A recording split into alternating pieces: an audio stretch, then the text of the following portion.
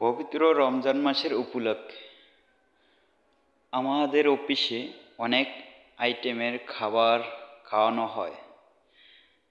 এগুলি অনেক মিষ্টি জাতীয়, আবার জিলাপিও আছে। এটি অনেক সুন্দর সুন্দর, অনেক দামি খাবার। অনেক সুন্দর সুন্দর চকলেট, মিষ্টি, খেজুর, আপনার বিভিন্ন আইটেমের খাবার আছে। কি খাবেন? অসাধারণ।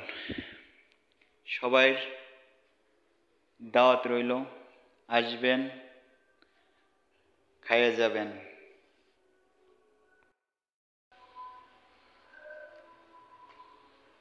এ জায়গায় শরবত আছে, এই যে শরবত আছে, এই যে শরবত আছে, আর এই শরবত দেওয়া হয় এই গ্লাসে করে, দেখছেন?